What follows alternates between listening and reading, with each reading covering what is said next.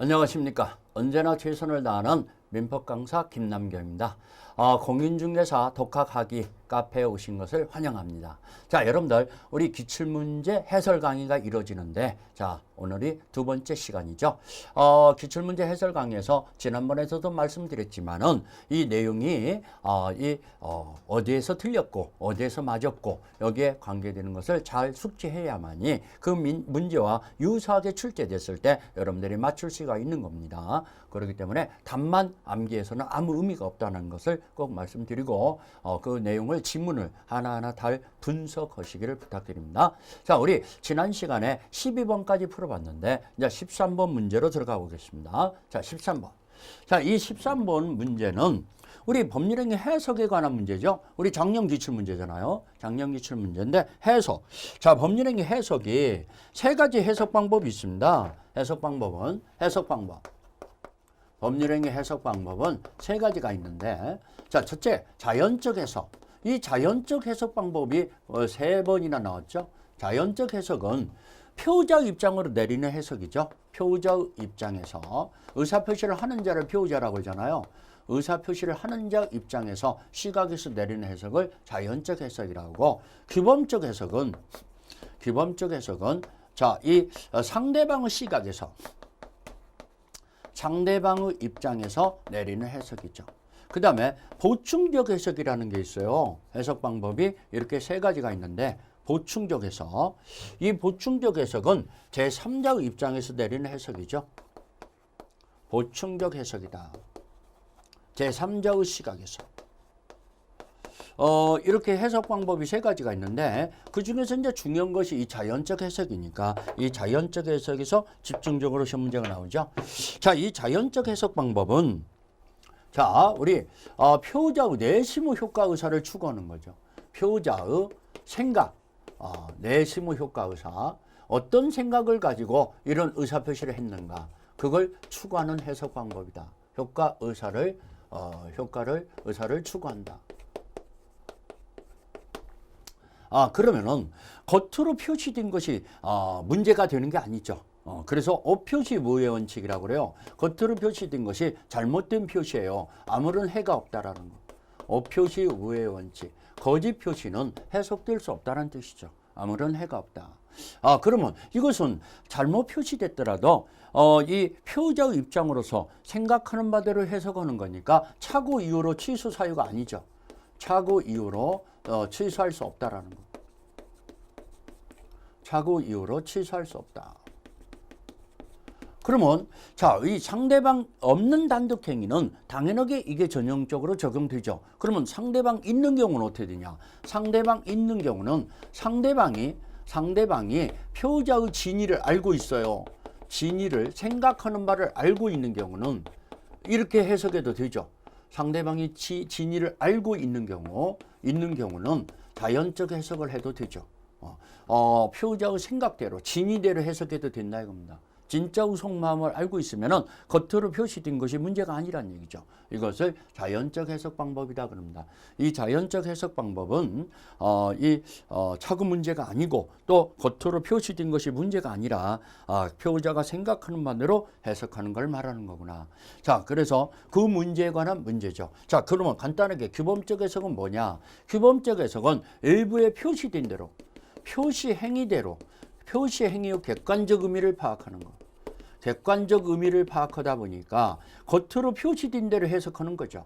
그러다 보니까 이 표자는 생각하는 바와 표시된 것이 중요 부분의 불일치가 될 수가 있죠. 착오 문제가 발생합니다.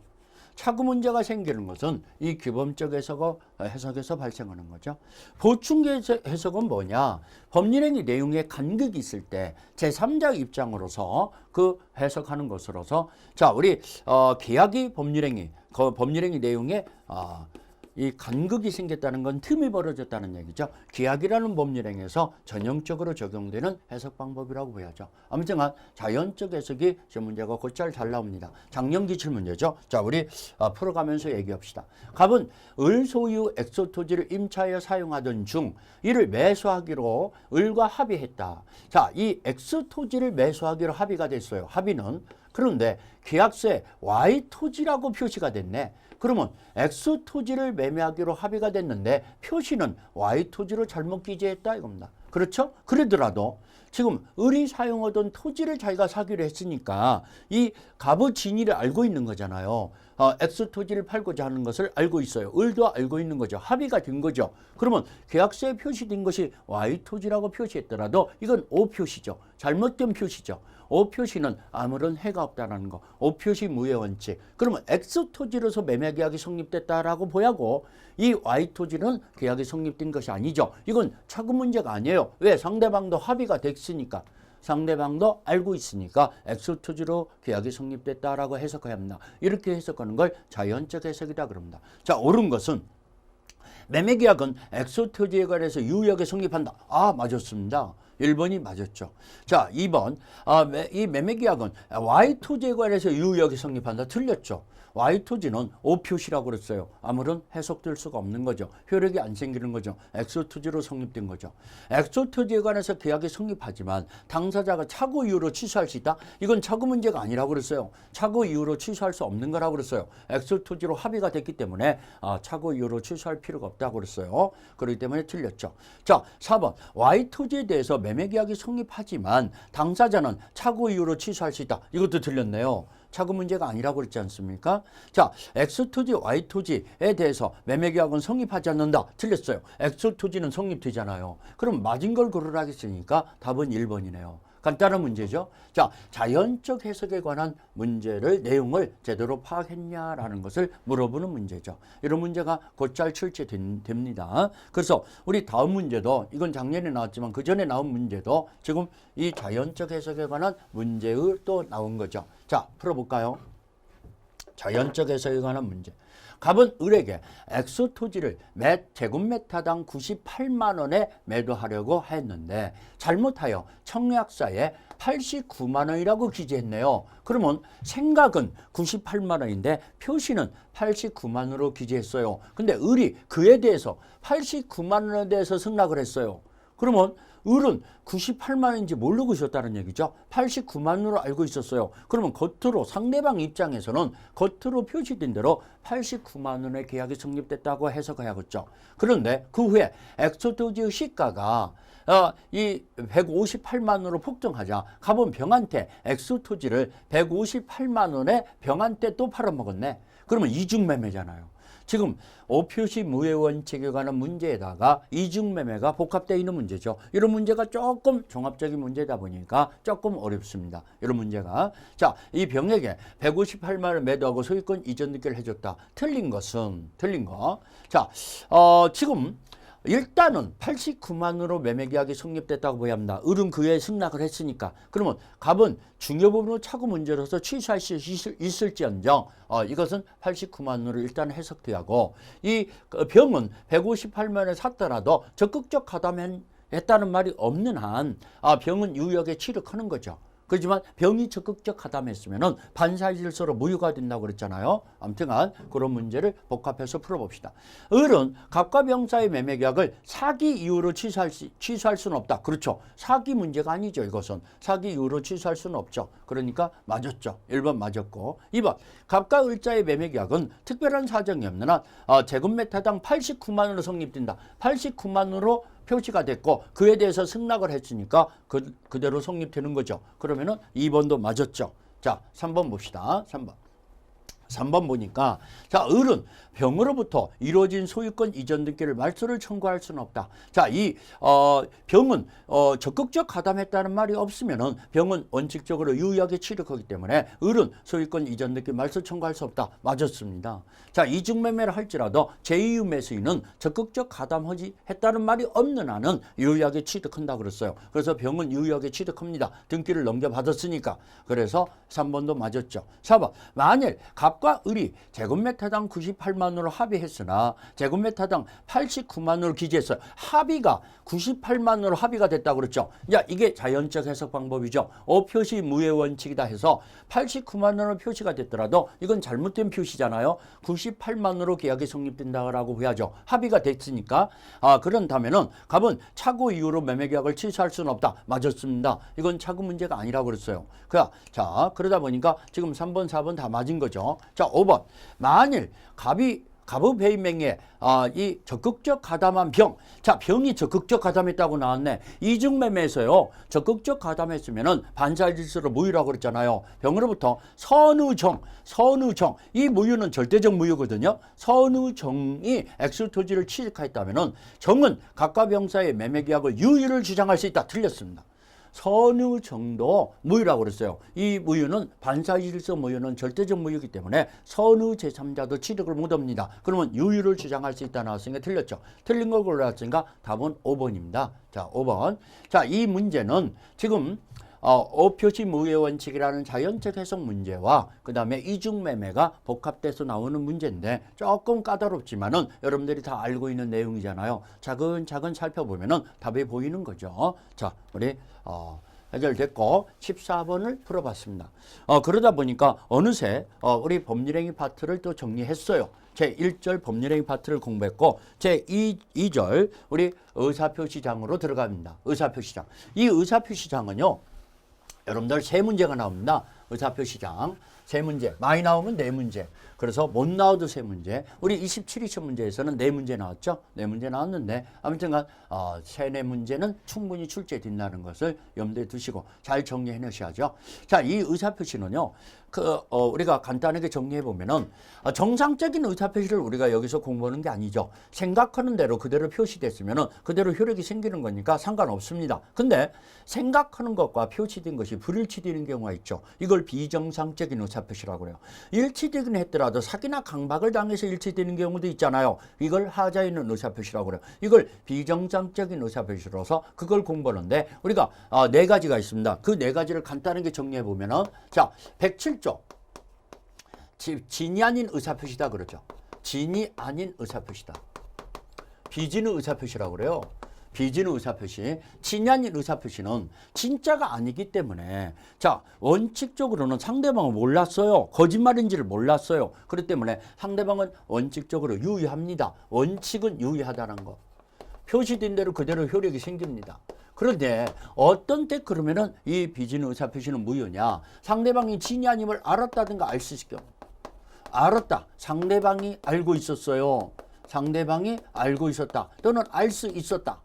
과실이 있다는 얘기죠. 이런 경우는 이 비진의 의사표시는 무효죠. 물론 이 무효를 가지고는 선의 제3자한테 대항하지 못한다 그러죠. 제3자의 보기정이 있는 무효죠. 자, 아무튼간 진이 아닌 의사표시는 원칙적으로 유의하지만 상대방이 진이 아님을 알았다든가 알 수 있을 경우는 무효라는 거. 자, 두 번째. 통정허위표시라는 게 있죠. 통정허위표시다. 통정허위표시는 둘이 짜고는 가장행위라고 그래요. 우리 가장행위다. 합의하에 거짓 허위 의사표시를 하는 거죠. 여기는 혼자 거짓말을 하는 거지만 여기는 단독의 허위 표시지만 여기는 쌍방의 허위 표시죠. 양당사자가 합의하에 거짓말하는 거. 이 통정허위 표시는 당사자 간에는 언제나 무효죠. 물론 이 무효를 가지고는 선의 제3자한테 대항하지 못하는 무효죠. 이 선의 제3자한테 대항하지 못하는 무효다 해서 이걸 우리가 상대적 무효라고 그래요. 특정인한테는 주장하지 못하는 무효죠. 선의, 그 무효임을 모르고 새로운 이해관계를 맺은 자한테는 무효임을 주장하지 못한다는 얘기죠. 통정의 표시. 그 다음에 이 두 가지는 불일치된 것을 표자가 알고 있는 거잖아요. 알고 있는 거지만 모르고 있는 게 하나 있어요. 그게 바로 착오죠. 자, 여러분들 법률행위 의사표시 내용에 중요 부분의 착오가 있으면 취소할 수 있잖아요. 중요 부분의 착오. 내용의 중요 부분의 착오는 취소가 가능하죠. 취소가 가능한데 여기서도 자, 이거 보세요. 중요 부분의 착오를 일으키는데 착오자에게 중대한 과실이 있어요. 중대한 과실이 있을 때는 취소하지 못한다는 거. 중대한 과실이 있으면 취소하지 못하는데 그러면 중요 부분의 착오를 일으켰다는 걸 누가 입증해야 하냐? 착오자가 입증해야죠. 그러면 중대한 과실이 있으면 취소하지 못한다겠는데 중대한 과실은 상대방이 입증해야죠. 자, 아무튼간 이 취소를 가지고는 또 선의 제3자한테 대항하지 못하죠. 대항하지 못한다는 거. 그 다음에 네 번째는 이것은 불일치가 된 걸 착오는 모르고 있는 거잖아요. 근데 이 네 번째는요. 불일치가 된 게 아니라 일치됐어요. 근데 사기나 강박을 당해서 일치됐어요. 이걸 하자 있는 의사표시라고 그러죠. 정상적인 의사표시라고 볼 수 없죠. 상대방으로부터 속아서 의사표시를 한 거니까 비정상적인 의사표시라고 해야죠. 그러면 사기 강박에 한 의사표시는 상대방 있는 의사표시, 상대방이 사기 강박을 했어요. 상대방의 사기 강박일 때는 자, 이거 언제나 취소할 수 있죠. 사기 강박을 당한 자는 언제나 취소할 수 있어요. 물론 이 취소를 가지고는 선의 제3자한테는 대항하지 못하죠. 선의 제3자한테는. 근데 제3자가 사기 강박을 하는 경우 있잖아요. 제3자가 사기 강박을 했을 때는 상대방 있는 의사표시일 때는 상대방이 그 사실을 알았다든가 알 수 있었을 경우 하나에 취소할 수 있다. 이런 경우에 취소가 가는 거죠. 상대방이 알았다든가 알 수 있을 경우 하나에 취소할 수 있다. 근데 상대방 없는 의사표시일 때는 언제나 취소할 수 있다는 거. 상대방 없는 의사표시는 언제나 취소할 수 있죠. 제3자가 사기 강박을 했을 때는 언제나 취소가 가능하다. 언제나 취소. 자, 다시 한번 정리합니다. 상대방이 사기 강박을 했을 때는 사기 강박을 당한 자는 언제나 취소할 수 있어요. 근데 제3자가 사기 강박을 했을 때는 상대방이 있는 의사표시일 때는 상대방이 그 사실을 알았다든가 알 수 있을 경우 하나에 취소할 수 있고 상대방 없는 의사표시는 언제나 취소할 수 있다 그럽니다. 요 네 가지가 굉장히 중요한 거죠. 이 네 가지 중에서 세 문제는 충분히 출제된다라고 생각하시면서 정리해야 합니다. 네 가지를 다 정리해내야죠. 자, 우리 비진 의사표시에 관한 문제를 지금 나왔는데 하나하나 정리해 볼까요? 자, 진이 아닌 의사표시다. 거짓의 의사표시란 얘기죠. 비진 의사표시는 틀린 것은 틀린 거. 자, 대출 절차상의 편의를 위하여 명의를 빌려준 자가 채무 부담 의사를 가졌다 하더라도 그 의사표시는 비진의 의사표시이다. 자, 명의를 빌려줬어요. 명의를 빌려준 자가 자기가 자기 도장으로 자기가 대출을 안 받고 대출에 제한을 당하고 있는 타인을 위해서 대출을 받는 거죠. 그래도 은행에 가서 자기가 대출의 생각을 가지고 대출 도장 찍었잖아요. 그러면 생각과 표시가 불일치된 것이 아니에요. 일치됐어요. 그러면 불일치되는 걸 비진의 의사표시라고 하는데 이건 일치됐으니까 비진의 표시가 아니죠. 비진의 표시다라고 나왔은 게 틀렸죠. 비진의 표시가 아닙니다. 그래서 은행이 그 사실을 알았든 몰랐든 상관없어요. 이 대출자, 명의자가 책임을 져야죠.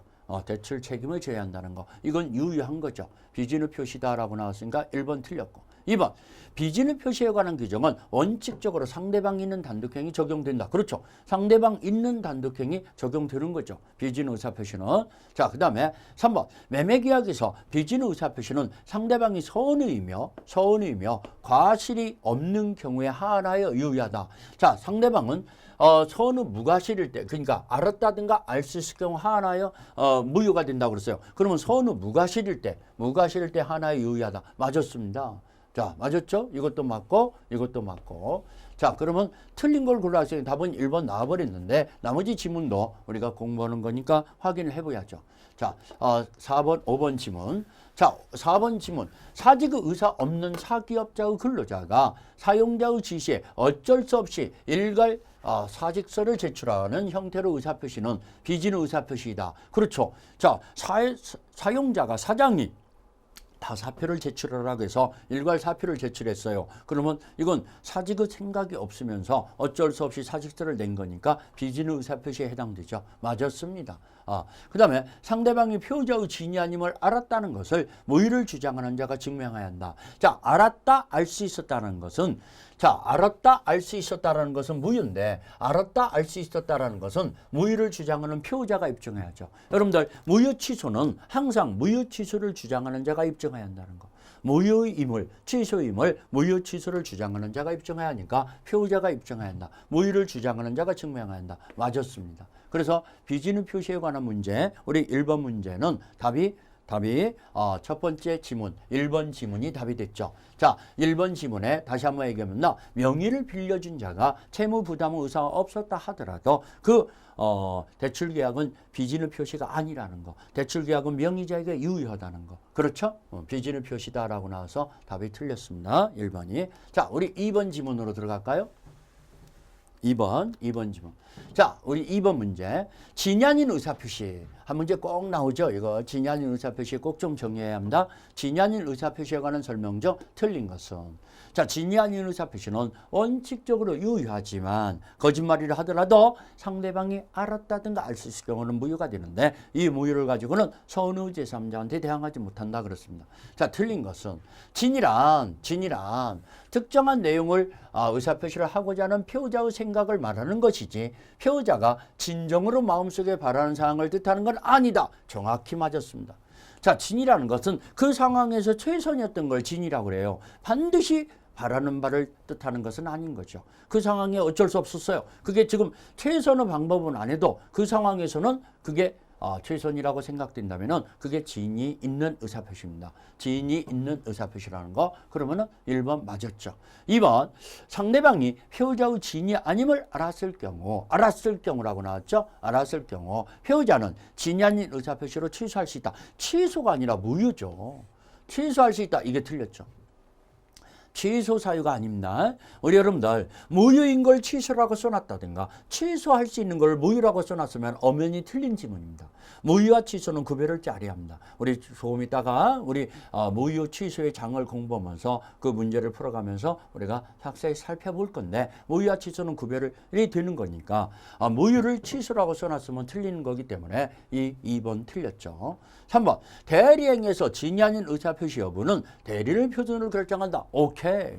자, 우리 116조 1항을 보니까 대리행위 하자 흠결 어느 사정을 알았거나 알지 못한 거 다 대리를 표준으로 결정한다라고 116조 1항에 나옵니다. 그래서 진이 아닌 의사표시도 대리를 표준으로 결정한다는 거. 그러면 3번 맞았죠. 자, 4번으로 들어갈까요? 4번 지문에 진이 아닌 의사표시의 효력이 없는 경우라는 얘기는 상대방이 진이 아님을 알았다든가 알 수 있을 경우란 얘기죠. 법률행위 후 당사자는 진이 아닌 의사표시를 기초로 새로운 이해관계를 맺은 선의 제3자에게는 대항하지 못한다. 오케이. 자, 이 무효를 가지고는 비진의 의사표시 무효를 가지고는 선의 제3자한테 대항하지 못한다 그랬지 않습니까? 그러면은 맞았죠.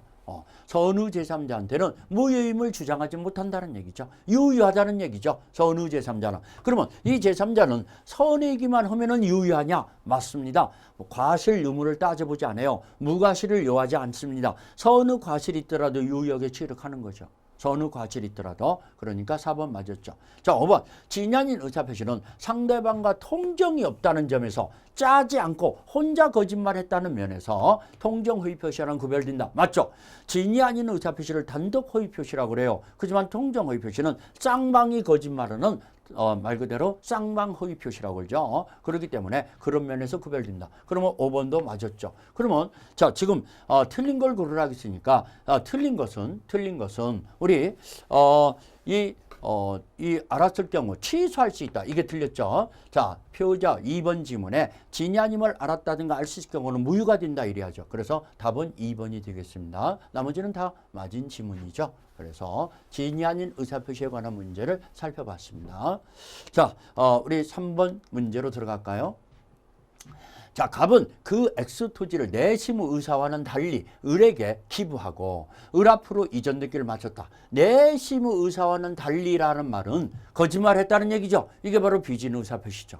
자, 줄라는 생각이 없이 준다고 표시했다는 얘기죠. 그러면 거짓말이잖아요. 이게 바로 비진의 의사표시인데 을 앞으로 이전 등기를 마쳤다 이겁니다. 갑, 을 사이에 법률관계 설명 중 옳은 것은 자, 원칙적으로 거짓말이라 할지라도 원칙적으로 유효하지만 을이 상대방 측에서 그 사실을 거짓말이라는 사실을 알았다든가 알 수 있을 경우는 무효가 된다고 그랬어요. 자, 옳은 거. 갑의 의사표시는 무효이므로 틀렸죠. 원칙은 유효하잖아요. 틀렸어요. 을이 갑의 진위를 몰랐더라도 X토지 소유권을 취득할 수 없다. 취득합니다. 그렇기 때문에 틀렸죠. 1번 틀렸고 2번 갑의 의사표시는 단독행위이므로 비진의 표시에 관한 법률이 적용되지 않는다. 단독행위도 적용된다고 그랬잖아요. 그래서 이것도 틀렸죠. 이것도 틀렸고 자, 갑의 진위에 대해서 을이 악의가 증명되면은 자, 알았다든가 알 수 있었다 이러면은 무효라고 그랬잖아요. 증명되면은 X토지 소유권은 갑에게 회복되며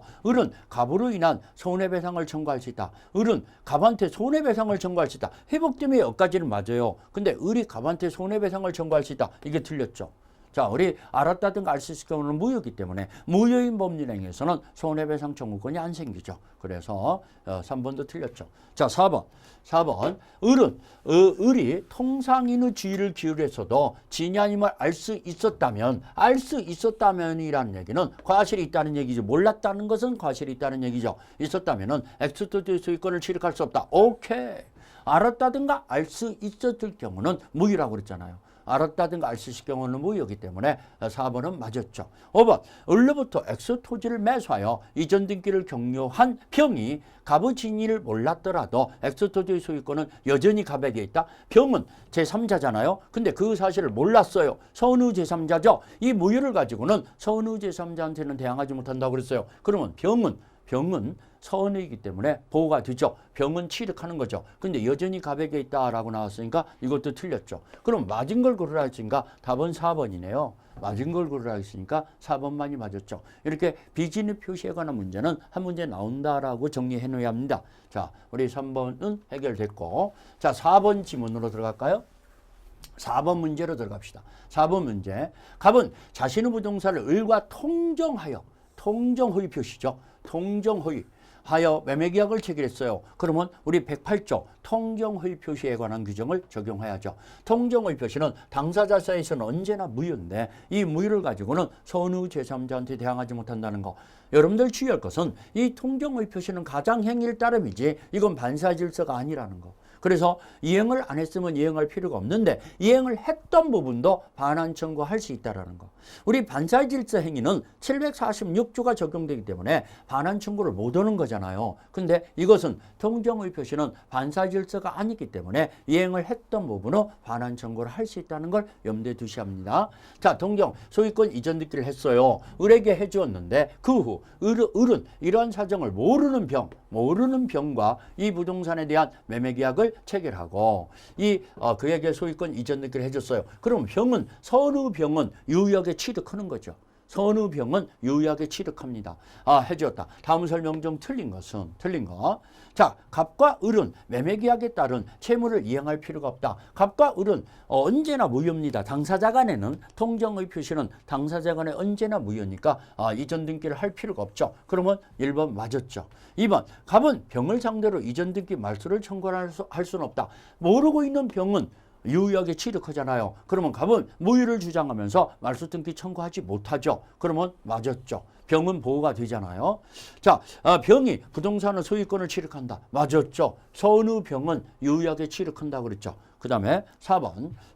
갑이 자신의 소유권을 주장하려면은 병의 악의를 증명해야 한다. 자, 이게 무효다. 이 을한테 가장매매로 인한 등기를 넘어간 것은 무효다라는 걸 갑이 입증해야죠. 그러면 병이 악이면은 병한테도 무효를 주장할 수 있잖아요. 선의 제3자한테만 대항하지 못한다고 했으니까 악의의 제3자한테는 무효임을 주장할 수 있어요. 그러면 갑이 입증해야죠. 이것은 무효를 주장하는 자가 항상 무효임을 입증해야 한다는 거. 그러면 맞았잖아요. 이건 맞았고. 그 다음에 병이 선을 할지라도 과실이 있으면 소유권을 취득하지 못한다. 자, 선이기만 하면 되는 거지 과실 유무는 따져보지 않는다고 그랬어요. 병은 선의 과실이 있더라도 유효하게 취득한다는 거. 제3자는 선의 제3자만 보호가 되지 무과실까지는 필요 없다라는 거. 꼭 염두에 두세요. 그러면 소유권을 취득하지 못한다 나왔으니까 틀렸죠. 틀린 걸 고르라 했으니까 답은 5번입니다. 답은 5번. 다시 한번 정리해보면은 통정허위 표시는 당사자 간에는 언제나 무효입니다.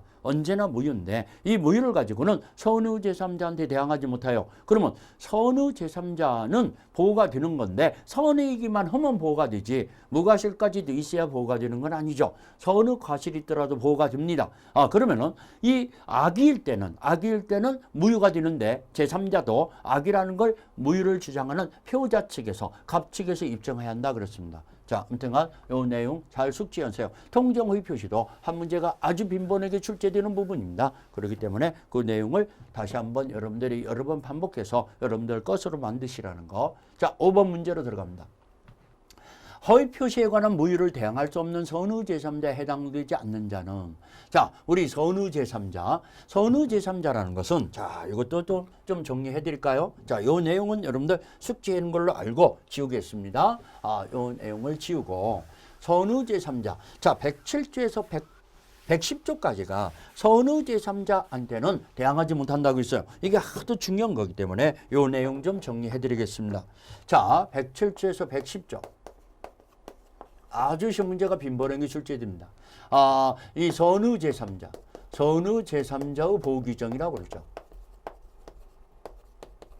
자, 이 무효 취소를 가지고 107조에서 110조의 무효 취소를 가지고 그걸 모르고 있는 선의 제3자한테는 대항하지 못한다.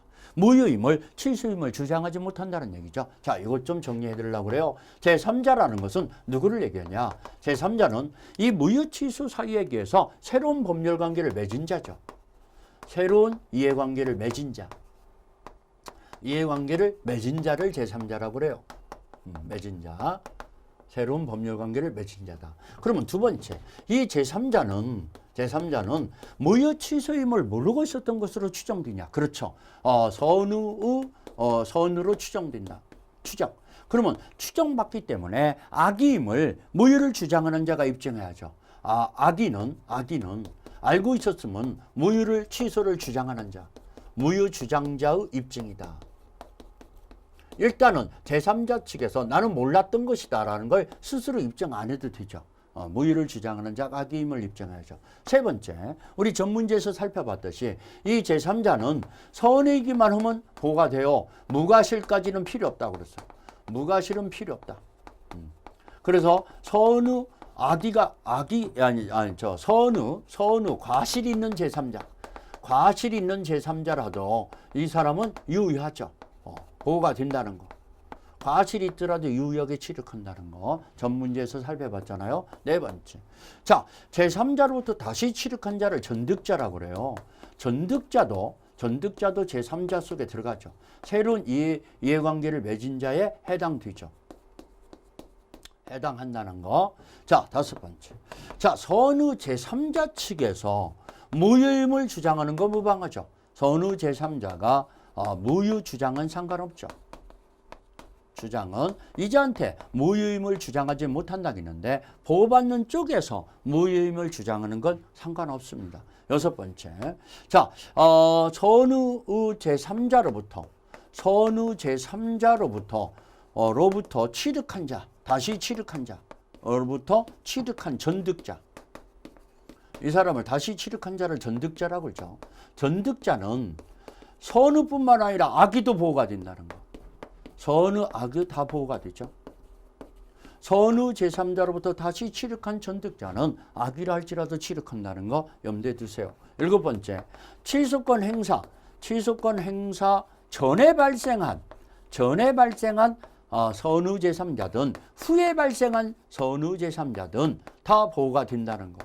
취소권 전후에 관계없이 이 선의 제3자한테는 취소를 가지고 대항하지 못합니다. 전후에 관계없이 선의 제3자는 보호가 되죠. 이 7가지가요. 굉장히 중요한 내용이니까 여러분들이 꼭 좀 메모를 잘 해놨다가 머릿속에 암기해놔야 한 문제를 맞출 수 있습니다. 이게 시험 문제가 빈번하게 출제되는 부분이죠. 우리 5개 지문 속에서 잘 들어갑니다. 이게.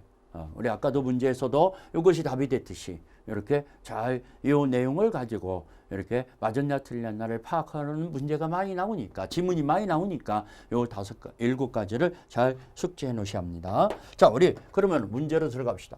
선의 제3자에 해당되지 않는 자를 고르라고 했어요. 새로운 이해관계를 맺은 자가 선의 제3자라고 했는데 거기에 해당되지 않는 자를 고르라. 자, 우리 제3자에 해당되는 자가 요즘에 유행을 타고 있는 게 이 5사람이 있어요. 제3자에 해당되는 5사람. 제3자에 해당되는 유행을 타고 있는 자가 누군가 한번 볼까요? 자, 파상관제인 그 다음에 가등기 명의인 가등기 그 다음에 가압류등기 가압류채권자 압류채권자나 가압류채권자 다 똑같죠. 그 다음에 경락을 받은 자 경락인 그 다음에 보증인 이런 사람들은 이 5사람 파산관제인, 가등기, 명의인, 그 다음에 가압류 채권자 또는 압류 채권자, 경락인, 보증인 이런 사람들은 제3자에 해당되는데 그 위에도 많이 있지만은 특히 시험 문제가 잘 나오는 요즘에 잘 나오고 있는 것이 요 5가지라는 걸 다시 한번 강조해 드립니다. 자, 그러면 가장전세권자의 전세권부 채권을 가압류한 자, 가압류한 채권자 제3자에 해당됩니다. 가압류한 자. 자, 허위로 체결된 제3자를 이야기하고 수익자. 이 수익자는 제3자가 아니죠. 자, 왜? 이 수익자는 계약은 허위로 체결된 그 계약에서 나온 자지 새롭게 이해관계를 맺은 자가 아니에요. 제3자를 이해하기 위해서 수익자는 새로운 법률관계를 맺은 이 새로운 이해관계를 맺은 자가 아니기 때문에 제3자의 보호 규정에 해당 안 됩니다. 자, 그 다음에 가장 양수인으로부터 저당권을 헐정받은 자 제3자죠. 가장 양수인으로부터 소유권 이전 등기 청구권을 보존하기 위한 가등기를 격려받은 자 제3자죠. 제3자죠. 가장 행위에 기한 근저당권부 채권의 가압류한 채권자 제3자죠. 그래서 이 수익자가 제3자가 아니기 때문에 답은 2번이 되겠습니다. 자, 선의 제3자에 해당되는 자는 새로운 이해관계를 맺은 자인데 이 사람은 새로운 이해관계를 맺은 자가 아니죠. 그렇기 때문에 제3자에 해당되지 않는다라는 거. 자, 우리 6번 문제 제3자 또 제3자에 관한 문제가 또 나왔죠. 자, 이렇게 제3자에 관한 문제가 잘 출제되니까 또 한번 봅시다. 우리 제3자에 관한 문제. 통정 허위 표시 모유는 선의 제3자에게 대항하지 못한다고 규정했는데 제3자에 해당하는 자를 모두 고르면 제3자에 해당하는 자를 고르란 얘기죠. 이제 새로운 이해관계를 맺은 자를 고르란 얘기죠.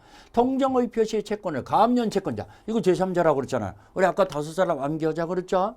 그 다음에 통정 허위 표시 설정된 전세권의 저당권을 설정받은 자 제3자죠. 새로운 이해관계를 맺은 자죠.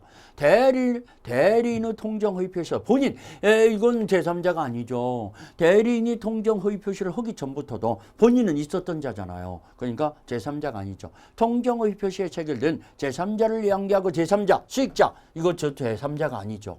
자, 우리 아까 제3자를 이야기하고 수익자는 새로운 이해관계를 맺은 자가 아니라고 그랬잖아요. 제3자 속에 안 들어가죠. 그러면 제3자에 해당되는 자는 기업과 니은이네요. 기업과 니은이니까 답은 1번이네요. 기업과 니은.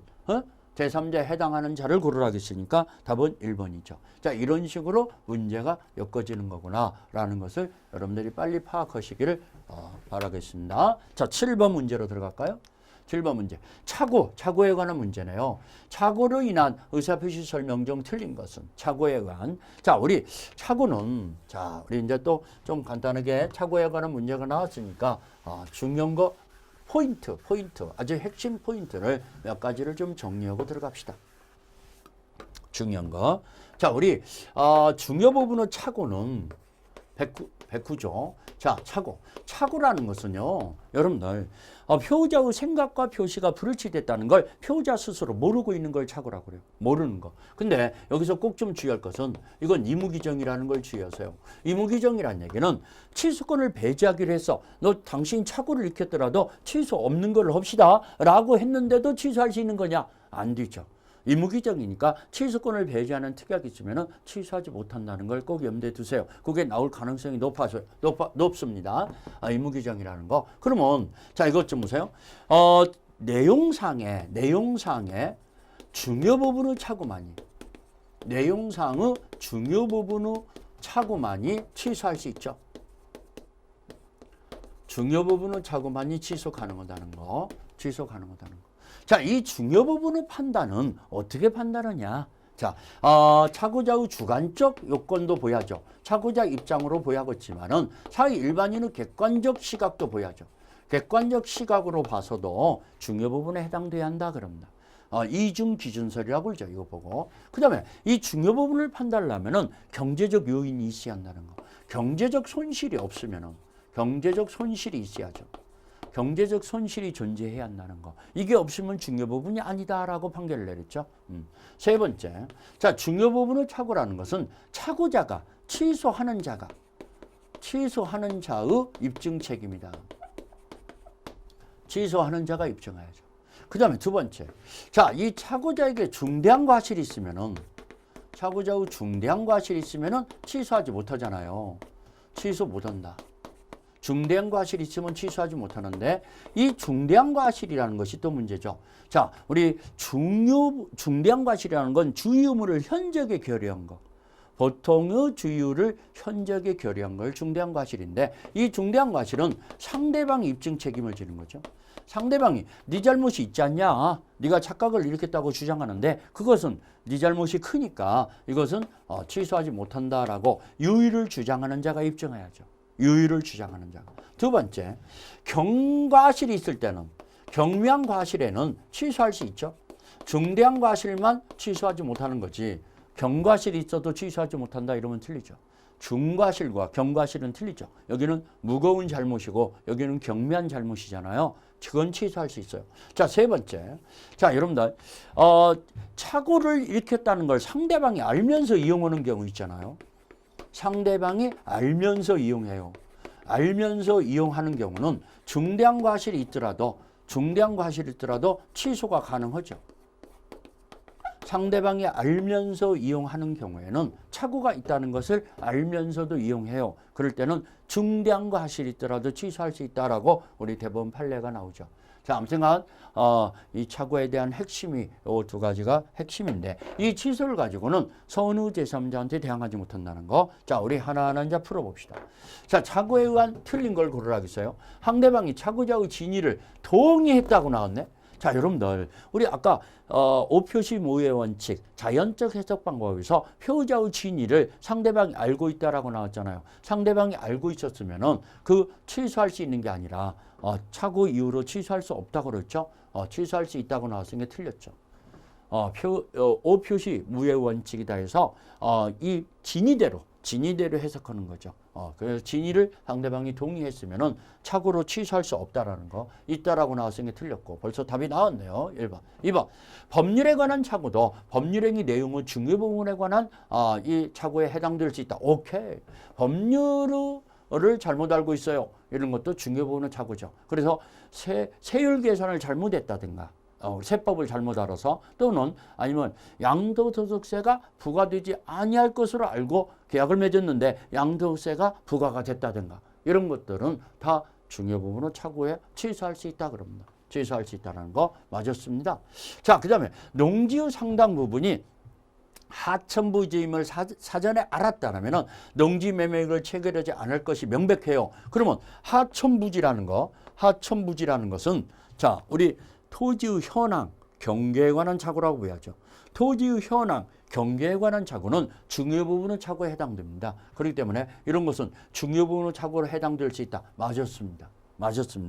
자, 4번 지문에 당사자가 합의한 매매 목적물에 지번에 관해서 착오를 일으켜서 계약서상의 목적물의 지번이 잘못 표시된 경우 그 계약은 취소할 수 없다. 자, 이 합의한 내용이라고 그랬죠. 합의한 목적물에 지번에 착오를 일으켰더라도 아까 얘기했던 자연적 해석 방법에 의해서 이건 착오 문제가 아니라고 그랬어요. 착오 이후로 취소할 수 없다고 그랬어요. 그럼 맞았죠. 자, 토지 소유자가 공무원의 법령 오해에 따른 설명으로 자, 공무원이 잘못 설명했어요. 그러면 상대방이 유발한 동기의 착오에 해당된다고 해야죠. 상대방이 유발한 동기의 착오는 표시 여부를 묻지 않고 취소할 수 있어요. 그러면 착오에 빠져서 토지를 국가에 증여한 경우는 취소할 수 있다. 맞습니다. 상대방이 유발한 동기의 착오는 표시 여부를 묻지 않고 취소할 수 있기 때문에 이것도 맞았죠. 그러면 틀린 걸 고르라 했으니까 우리 아까 지문에서 자, 우리 이 뭡니까? 동의했으면 진위에 대해서 착오자의 진위에 대해서 상대방이 동의했으면은 이건 착오 문제가 아니라고 그랬어요. 착오 이후로 취소할 수 없다고 그랬어요. 그래서 답은 1번이 되네요. 착오에 관한 의사표시에 관한 설명 중 틀린 걸 골라라 해서 답은 1번입니다. 나머지는 다 맞은 지문이죠. 자, 우리 8번 문제로 들어갈까요? 8번 문제. 자, 착오에 관한 설명으로서 옳은 것을 고르면은 착오에 관한 문제, 우리 26기 교육실 문제죠.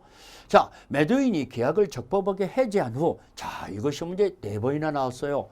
계약을 해지한 후 매수인은 해지 후 불이익을 면하기 위해 중요 부분의 착오를 들어서 해제된 계약을 해제한 후에도 차고 이유를 들어서 취소권 행사하여 전체로 무효로 할 수 있다. 오케이, 맞았습니다. 이거 4번이나 나왔습니다. 굉장히 중요한 거죠. 다시 한번 얘기합니다.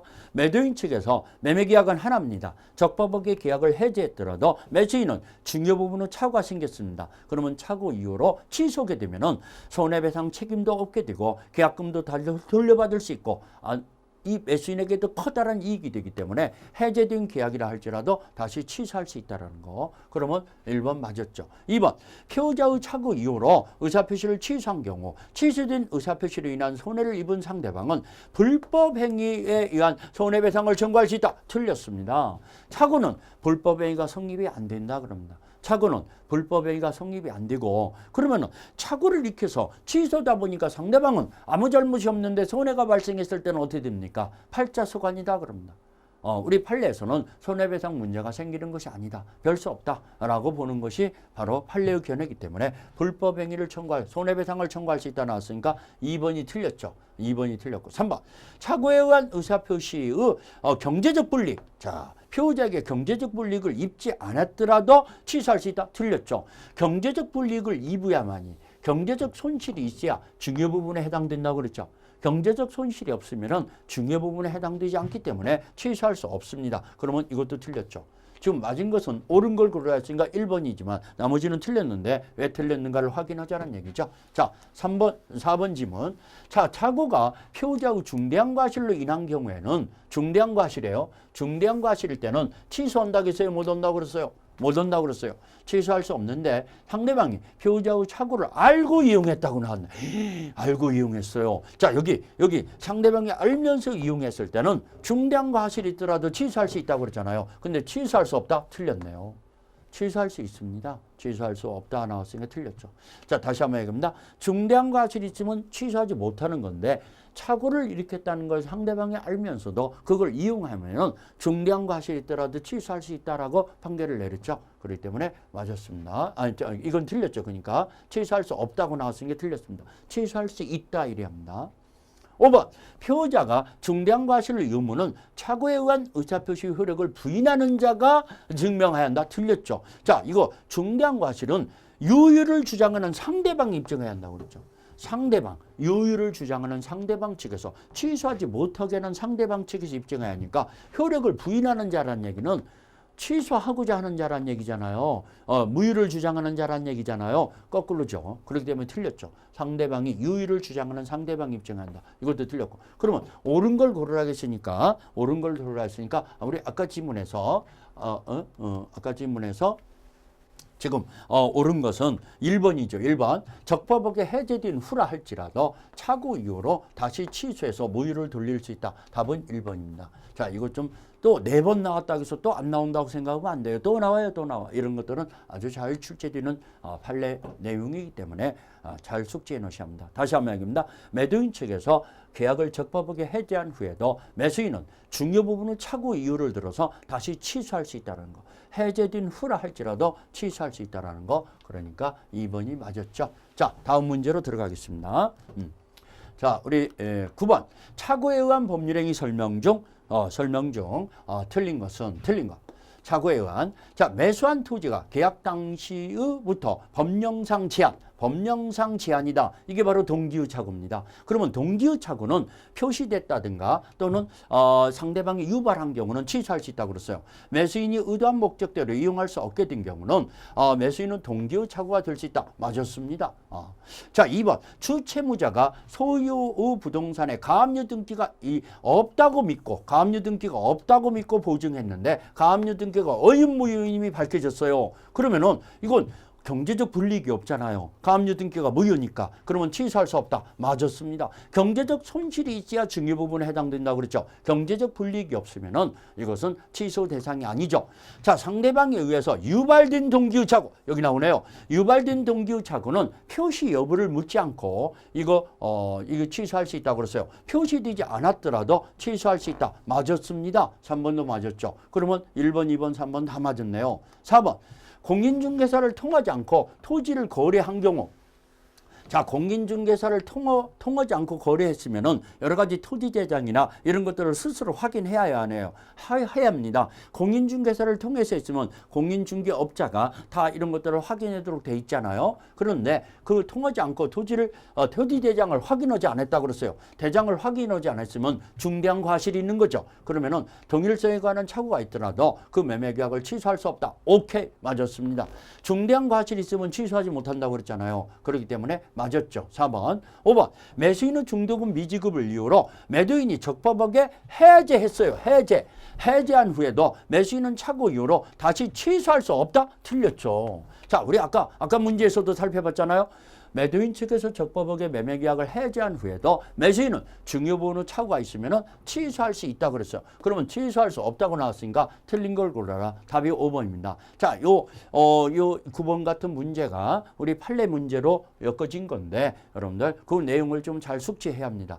다시 한번 얘기합니다.